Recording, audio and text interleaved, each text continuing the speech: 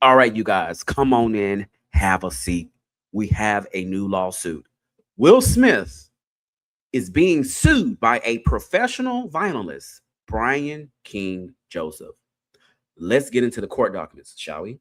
Documenting, bringing truth to the light. Paper trail strong, yeah, we reading it right. From the docket to the drop, every case, every scene. I'm your courtroom reporter with the facts in between. Yeah. Documenting, bringing truth to the light. Paper trail strong, yeah, we reading it right. From the docket to the drop, every case, every scene. I'm your courtroom reporter with the facts in between. Yeah.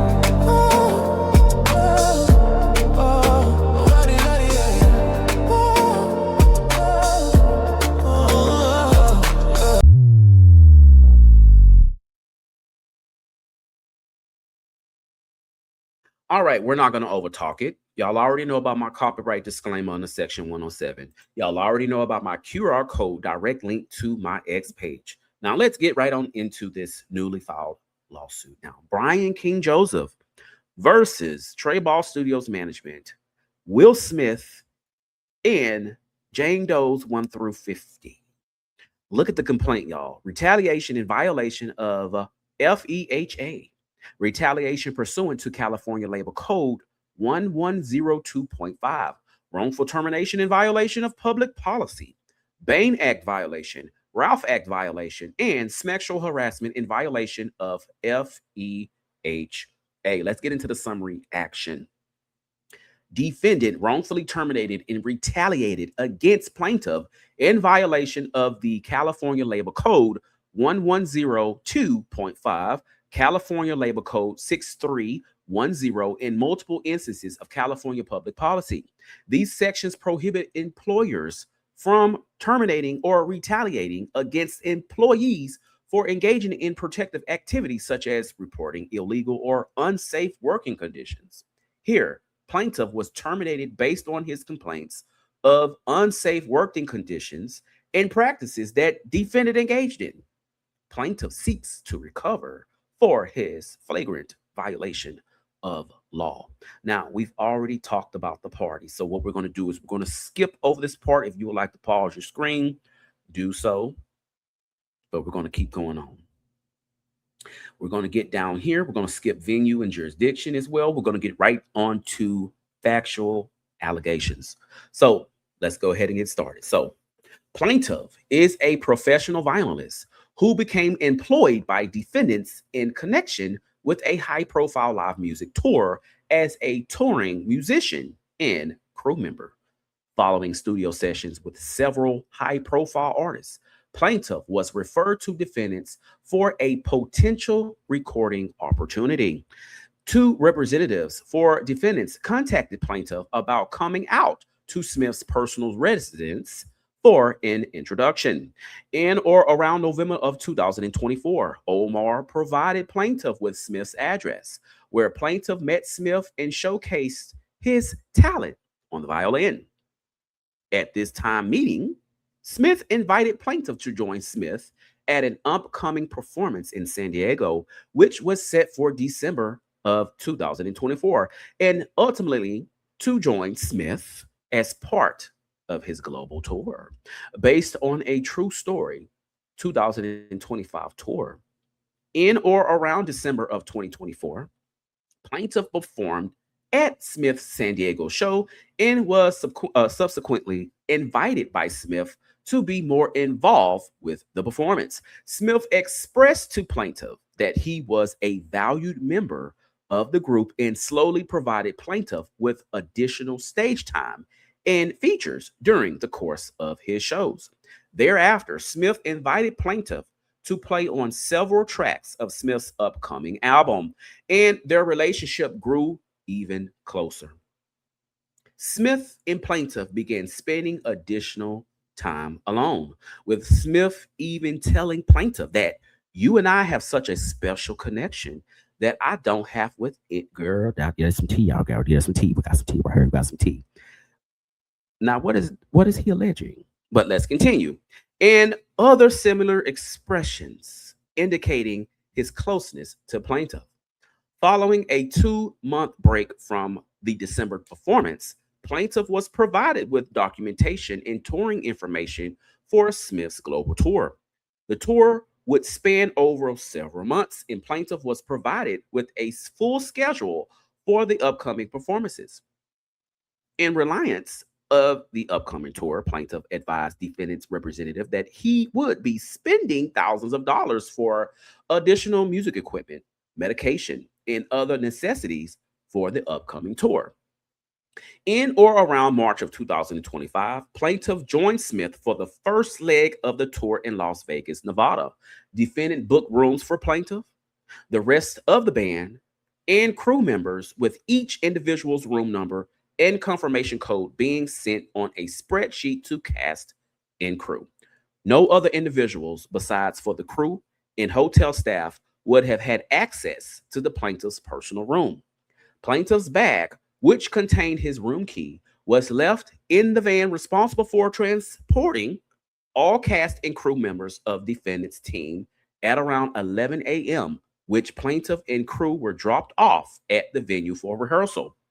Plaintiff requested that management retrieve his bag at 3 p.m., at which point management indicated that they were unable to find it.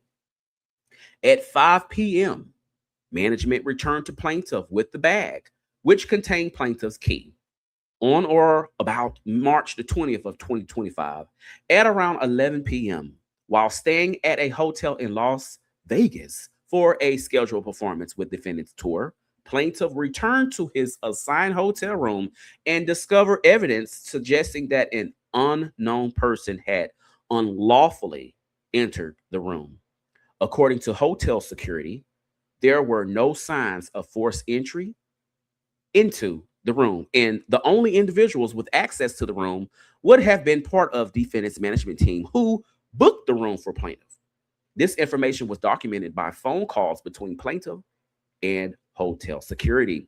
The evidence included a handwritten note addressed to plaintiff by name, which read, "Brian, I'll be back no later, 5:30, just us." And then it was a drawn heart. Stone F among the remaining belongings were wipes, a beer bottle, a red backpack, a bottle of House in Virginia medication with another individual's name, an earring, and hospital discharge paperwork belonging to a person unbeknownst to plaintiff. Plaintiff feared that an unknown individual would soon return to his room to engage in sexual acts with plaintiff. Concerned for his safety and the safety of his fellow performers and crew, plaintiff immediately notified hotel security and representatives for defendant, obtained photo documentation, requested a room change, and called the local non-emergency police line 311 to report the incident. Plaintiff reported the event and followed all instructions he was given by defendant's management team. He filed a full written incident report with hotel security, communicated with hotel management, and offered to provide all information to defendant. Plaintiff made clear that his only concern was safety and that he did not wish to receive any special treatment or compensation. On or around March the 21st of 2025, plaintiff traveled back to Los Angeles the next day to support the cast and crew for a pre-recorded show.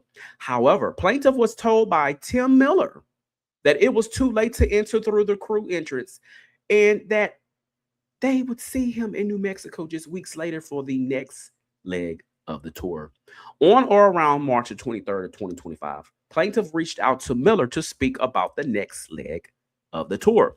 On or around March 24th of 2025, plaintiff spoke with Miller, during which Miller began blaming plaintiff for the incident that transpired on March the 20th of 2025. Rather than being protected against further assault and for attempting to understanding plaintiff's complaint, plaintiff was shamed by defendant and told that he was being terminated. When plaintiff requested for further reasoning, Tim Miller, acting on behalf of defendants, redirected the blame for the termination onto plaintiff, replying I don't know. You tell me, because everyone is telling me that what happened to you is a lie. Nothing happened, and you made the whole thing up. So tell me, why did you lie and make this up? Plaintiff, shocked at the accusation, had nothing further to say and felt as though the reports, evidence, and turmoil from the night before spoke for itself. As requested by Miller, plaintiff submitted evidence and a timeline of the events that transpired on March the 20th of 2025, attempting to explain the traumatic series of events that occurred that evening. Defendant never made any effort to verify if the safety concern was true or not. One call to the hotel security would have been sufficient. Instead, defendant was intent on firing plaintiff because he reported the attempted sexual assault. Miller also indicated in person and via email that the tour was moving in a different direction, which was part of the reason for plaintiff's termination. However, following plaintiff's report and termination, defendant hired another violinist to assume the same position on the tour. This hiring strongly suggested that the defendant's stated reason for the termination was pretextual. Plaintiff further pleads on information and belief that defendant's conduct goes beyond a mere failure to protect an employee's safety or a dispute over a claim.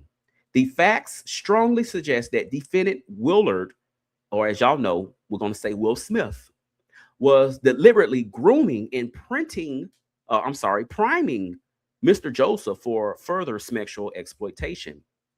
The sequence of events, Smith's prior statements to plaintiff, and the circumstances of the hotel intrusion all point to a pattern of predatory behavior rather than an isolated incident.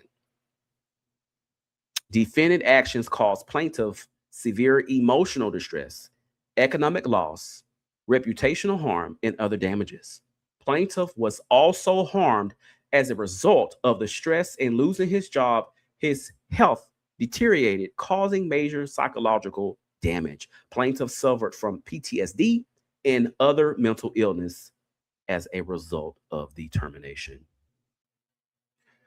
All right, let's get into the first cause of action, which is retaliation in violation of reporting sexual harassment. Okay. Now, some of this stuff is going to be repetitive. I'm just going to get to the actual part that is pertaining to the cause of action.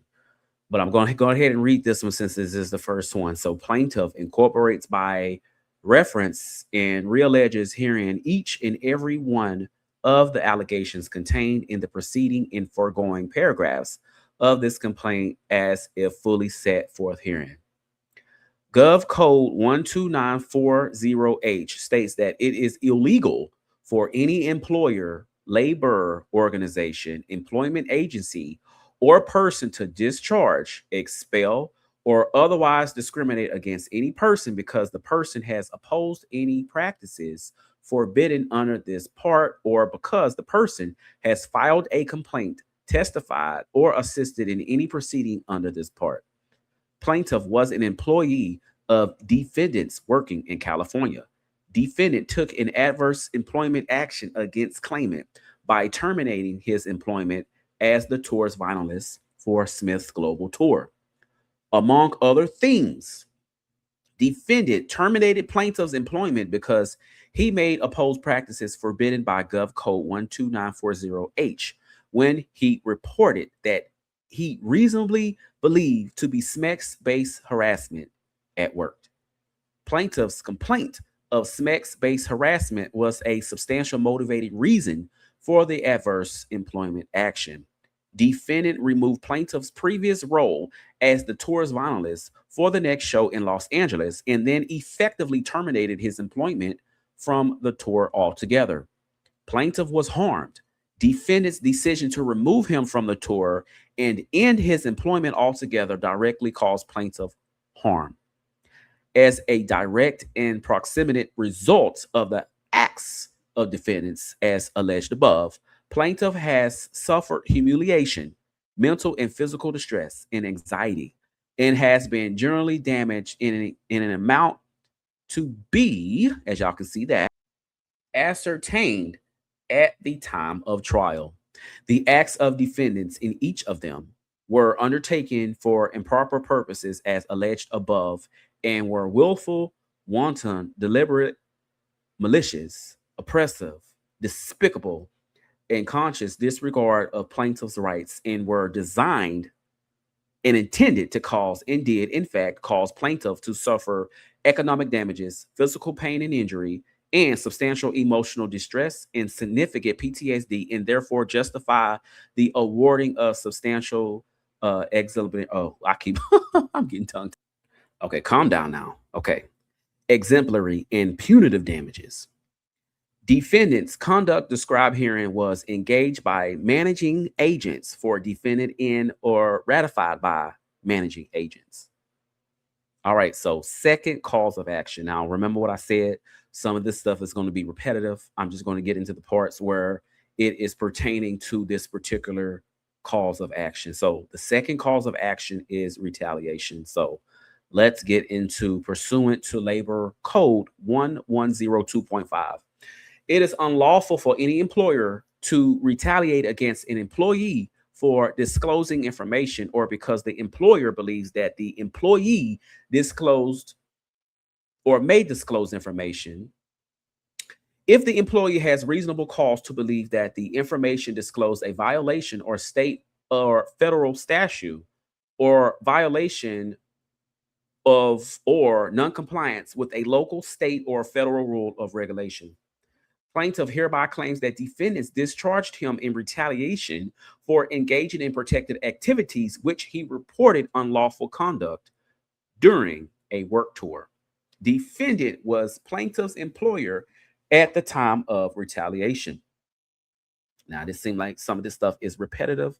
So what I'm going to do is I'm going to move on to the next cause of action. Now, if you want to pause your screen and read this, you're more than welcome to. So the third cause of action is retaliatory termination in violation of public policy.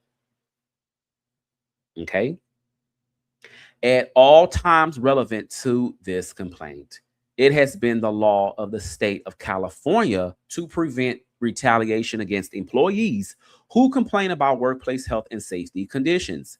It is unlawful for an employer to terminate an employee which the discharge of the employee contravenes the dictates of public policy, and that is the case law there. Plaintiff claims that he was discharged from his employment with defendant for reporting conduct that violates public policy. Leading up to the time of the discharge, plaintiff was employed by defendant.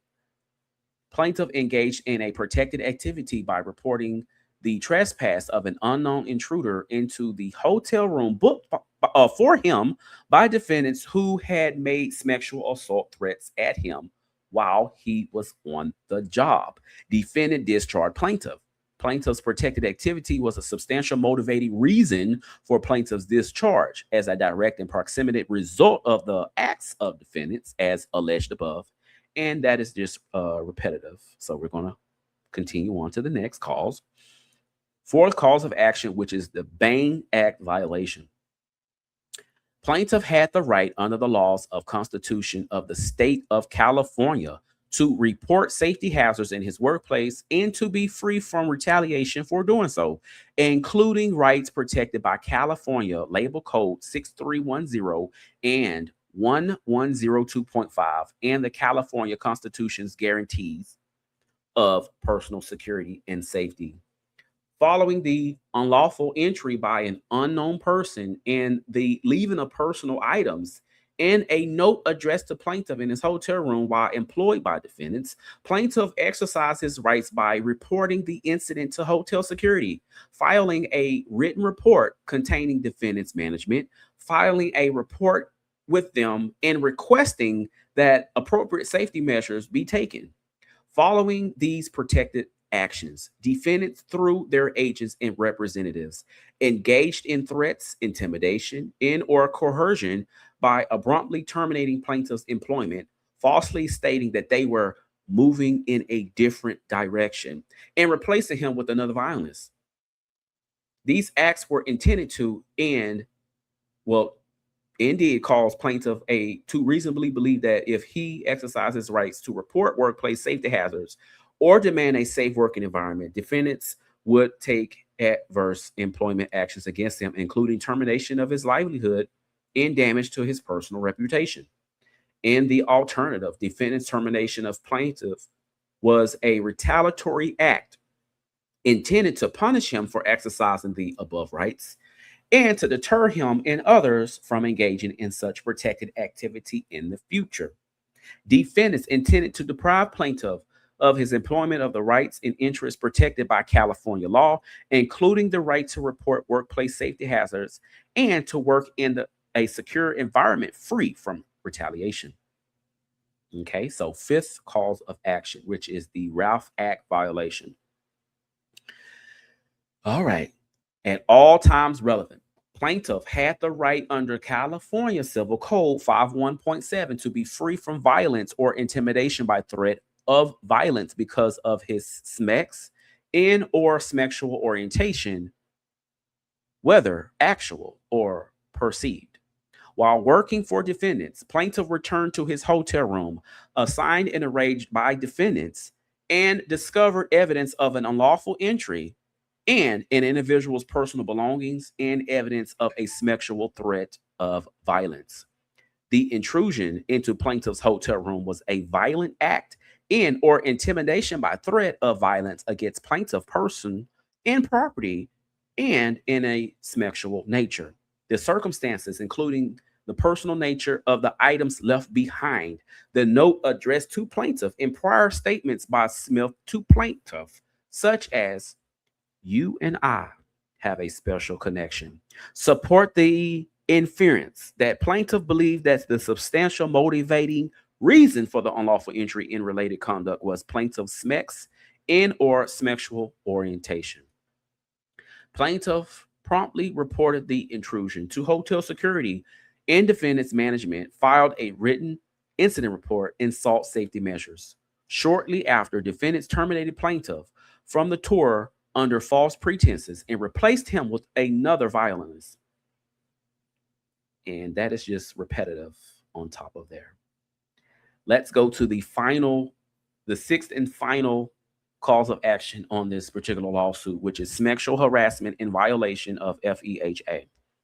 Gov Code 12940J makes it illegal for an employer, labor organization, employment agency, apprenticeship training program, or any training program leading to employment or any other reason because of race, religious creed, color, national origin, ancestry, physical disability, mental disability, medical condition, genetic information, marital status, SMEX, gender, gender identity, gender expression, age, sexual orientation, reproductive health decision-making, or veteran or military status to harass an employee, an applicant, an unpaid intern or volunteer, or a person providing services pursuant to a contract. It further states an employer may also be responsible for the acts of non-employees, which respect to harassment of employees, applicants, unpaid interns or volunteers, or persons providing services pursuant to a contract in the workplace. If the employer or its agents or supervisors knows or should have known of the conduct and fails to take immediate or appropriate corrective action. Plaintiff was an employee of defendants and or providing services pursuant to a contract to defendants.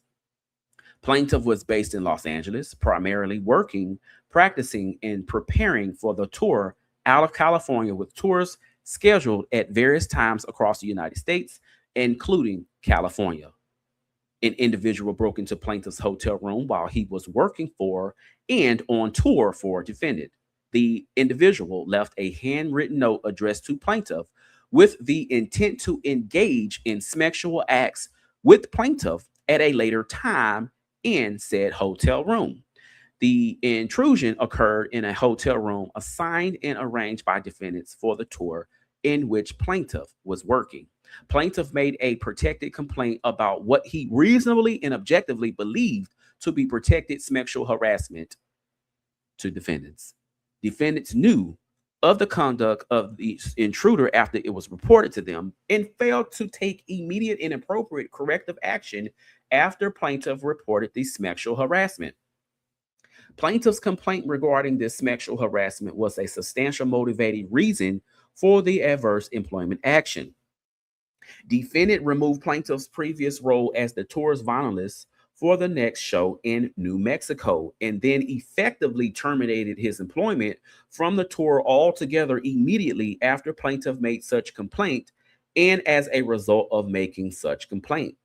Plaintiff was harmed. Defendant's decision to remove him from the tour and in employment with plaintiff directly caused plaintiff's harm. As a direct and proximate result of the acts of defendants, as alleged above, plaintiff has suffered humiliation, mental and physical distress, and anxiety, and has been generally damaged in an amount to be, as y'all can see right there, ascertained at the time of trial. The acts of defendants in each of them were undertaken for improper purposes, as alleged above, and were willful, wanton, deliberate, malicious, oppressive, despicable, and conscious. And as y'all know, that was just a repetitive quote right there. And they put that on each cause of action. And we are at the bottom. This is the end of the actual complaint, 15 pages. Now, what are y'all's thoughts? What are y'all's thoughts? Leave your comments in the description box, not the description box, but the comment section. What do y'all think about his allegation here? What he said that allegedly Will Smith said to him, you and I have such a special connection that I don't have with anyone else. What do y'all think about that statement that is alleged?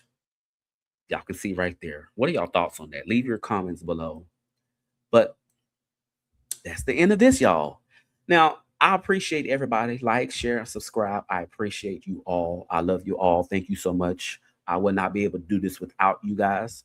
And as I always say, when you lead with integrity, you never have to worry about somebody questioning your loyalty or your intentions. And with that being said, I'll see y'all on the next video. Take care.